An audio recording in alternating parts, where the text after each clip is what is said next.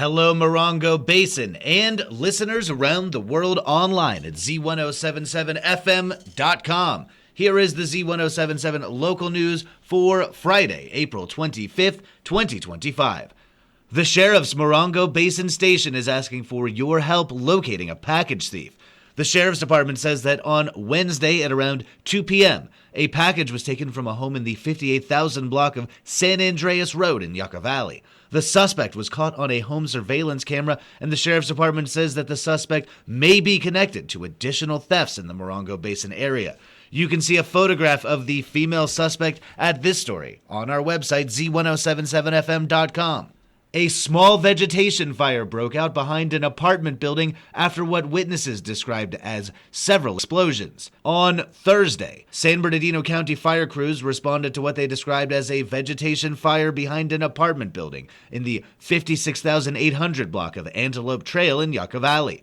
County fire crews, with assistance from CAL FIRE, arrived on the scene to find vegetation burning approximately 1 acre, and they said it had the potential to spread to up to 4 acres. County Fire said the fire was extinguished relatively quickly and with no injury to civilians or fire crews, and there was only minor damage to the building's eaves and patio covering. A witness told Z107.7 that they heard 5 consecutive explosions from behind the apartment complex. County fire officials said that the cause of the fire is under investigation. The 29 Palms Tourism Business Improvement District met yesterday afternoon and awarded round 2 grants and sponsorships for the second half of 2025. The TBID focuses on fostering mutual cooperation between the tourism and business communities to encourage visitors from out of town to come spend their dollars in 29 Palms. A specific hotel tax is collected, which funds these grants and scholarships throughout the year.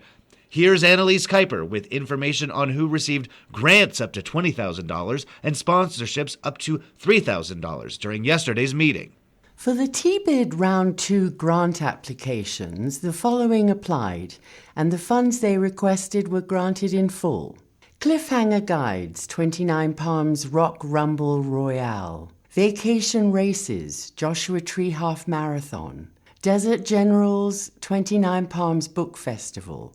Sarah Kotzman's Aerial Noughts, 29 Palms Queer Film Festival, and Friends of Joshua Tree's Climb Smart. For the TBID Round 2 event sponsorship applications, the following applied, and all received the funds they requested.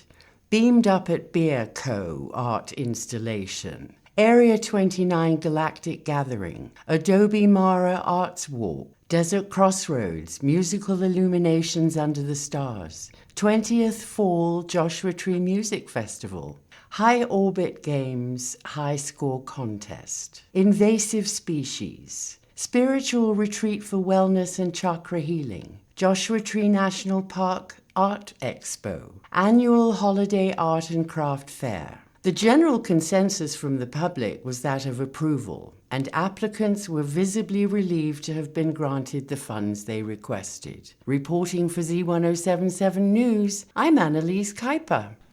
The Dust and Decibels Festival kicks off today in Joshua Tree, hosted by Coyote Run Studios. The event includes music, food, and artisans, including pizza from I Fall to Pizzas and drinks from Masa Menos.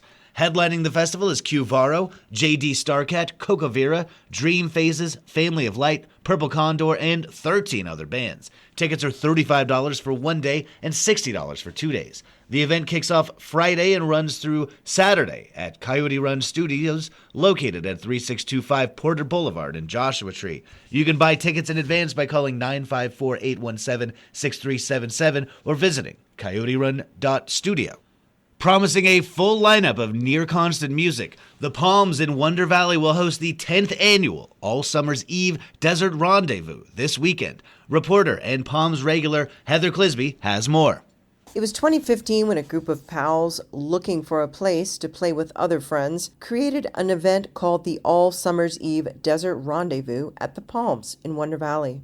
One of those pals, Dan John Anderson, states that the event is, quote, rooted in DIY spirit with love for this place, the community, and the Palms. Celebrating music and the inevitable transition into summer, the rendezvous will feature a constant lineup of both DJ and live music on the inside stage, the outside stage, and beyond. Doors open at 5 p.m. on Friday, April 25th, and again at noon on Saturday, April 26th. Adults are $25 and tickets are available at the door only. Kids are free. There are complimentary campsites for rugged types, but no dogs allowed. The Palms is located at 83131 Amboy Road in 29 Palms. To check out the full performance schedule, look for this story at Z107.7 FM.com. Also, you can visit the event page on Instagram. Reporting for Z107.7, I'm Heather Clisby.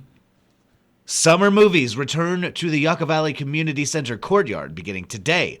The Town of Yucca Valley Recreation Department is hosting outdoor movies for this and the next 4 Friday nights. Everyone is invited to bring a lawn chair to the family-friendly films.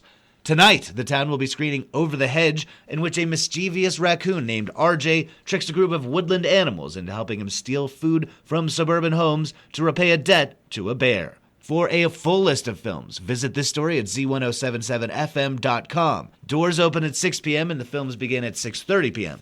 Tickets are $2 and include popcorn. You can purchase tickets in advance at yucca-valley.org. Tomorrow, the Big Morongo Canyon Preserve will be celebrating Earth Day by inviting the community of weed warriors to help tend the land or take a more leisurely stroll through the preserve for a guided birdwatch. With more details on Saturday's event, reporter Gabriel Hart also spoke to the preserve's executive director Kevin Wong about the importance of removing invasive species from the environment of native flora. For those looking for an Earth Day project, the Big Morongo Canyon Preserve wants to meet you in their parking lot this Saturday at 8 a.m. with a choice to take a guided birdwatching tour led by Preserve Ranger Kylie, Kurt Kosick, Kathy Snyder, and Sand Snow National Monument Manager Jihada Govan. Or you could help pull invasive weeds with the Preserve staff. I spoke to Executive Director Kevin Wong about the importance of eliminating these invasive plant species. Non-native invasive plants, which have a tendency to have different root structures and different growths that native plants don't have. And the non-natives can dry out faster and be more of an ignition point for fires. So we want to get those out, and we haven't had a lot of them because we haven't had a lot of rain. 2 hours pulling out some weeds, bagging them, and Burtech already donated a large roll-off dumpster that they delivered this morning so we can get them all thrown in there and get it out. Wong reminds us that fire season goes all year round in high fire risk areas like Morongo Valley. But beyond fire hazards, Wong says plants like the common storksbill and mustard proliferate at a rapid pace, so it's vital to remove them before they flower while they're still manageable. Besides the natural proliferation, Wong says the blame also goes to landscapers uneducated with native plants from the area, as well as the nitrogen-rich air from our freeway exhaust. A lot of landscapers planted plants that they could find at Home Depot, and they weren't really correct for this area. And their seeds just blow in. I know seeds blow into Joshua Tree National Park, and they're pulling up non-natives there. The other issue is that the air that we're surrounded with is charged with nitrogen coming from the carbon dioxide exhaust of cars down Highway 10 and blown in from the Inland Empire. And so that helps to generate more of these plants. For the guided birdwalk, Wong says to keep an eye out for neotropical birds like summer tanagers and vermilion flycatchers, both red birds that should stand out to those new to birdwatching. Big Morongo Canyon Preserve is one of the country's largest bird sanctuaries, where one can spend hours tracking a variety of species, either mid-migration or native to the area. Reporting for Z107.7, I'm Gabriel Hart. Rainbow Stew has a full lineup of programming tomorrow, including bees, art, and flautists. The High Desert Beekeepers Association meets for their monthly gathering. Their topic for this month is managing and preventing swarms. They want to hear your bee stories and adventures and what's going on in your hive. The meeting begins at noon. A lecture on artist Saleha Winkler will be given by Charla Shamhart. Winkler was an artist who lived at the Institute of Mental Physics for a number of years and created work focused on highly evolved spiritual beings known as ascended masters. Shamhart's lecture will look at Winkler's history and work and provide background on those spiritual beings. The lecture will be from 2 p.m. to 4 p.m.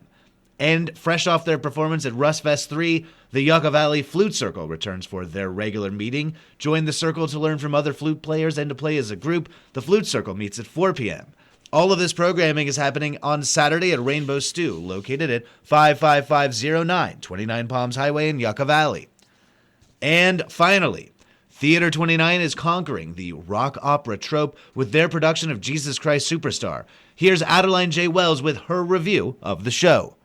I had the pleasure of attending Theater 29's production of Jesus Christ Superstar, directed by Charles Harvey. With music by Andrew Lloyd Webber and lyrics by Tim Rice, the show was released initially as a concept album prior to its Broadway debut in 1971. It is based on the gospel accounts of the final days of the life of Jesus Christ. While I knew the basis of the storyline and that the music was a rock opera, I was unaware that the entire production was sung through. Paired with the heavy, emotional content of the plot, this dialogue structure made for an impressive, moving performance. Rather than setting the show in standard biblical times, Garvey set the story in modern day. This artistic choice set the lessons of Jesus Christ against current issues that struck as especially poignant. The costumes and set were designed thoughtfully to merge history with the modern setting. Elements such as soldiers with guns, go-go dancers, and cell phones recording every event add a contemporary balance to the biblical tale. Flaming pillars and laurel wreaths invoked the backdrop of the Roman Empire, and cheeky choreography by Lisa Hodgson and Makasi Boykin provided comic relief, particularly in the temple. The graphic scenes of the arrest, beating, and crucifixion of Jesus were executed with an intensity that lingered after the curtain went down. Jesus Christ was portrayed by Scott Clinkscales, whose robust vocal presence held the power of the role. This was especially prevalent during Gethsemane. Booker Harrop played Judas, dressed in all leather with a gravelly rock star voice. He was the perfect foil to Clinkscales' Jesus. Kat Christine played the role of Mary Magdalene with beautiful emotion, which was striking with Pauline Piscano's Peter in Could We Start Again, Please? Deacon Ledges executed the conflicted demeanor of Pontius Pilate, and Victoria Shoup was humorous and engaging as King Herod. A sizable, talented ensemble portrayed the apostles, followers, priests, and soldiers who composed the complex human fabric of this ancient story. Jesus Christ Superstar continues its run at Theater 29 through May 3rd. Performances are Friday and Saturday evenings at 7 p.m. The show is rated 16+ for violent adult themes. Tickets can be purchased online at theater29.org or by calling the Theater 29 box office at 760-361-4151. Reporting for Z107.7, this is Adeline J. Wells. That's our local news. Reporting for the Morongo Basin News Leader, the award-winning Z107.7 Local News, I'm News Director Jeff Harmatz.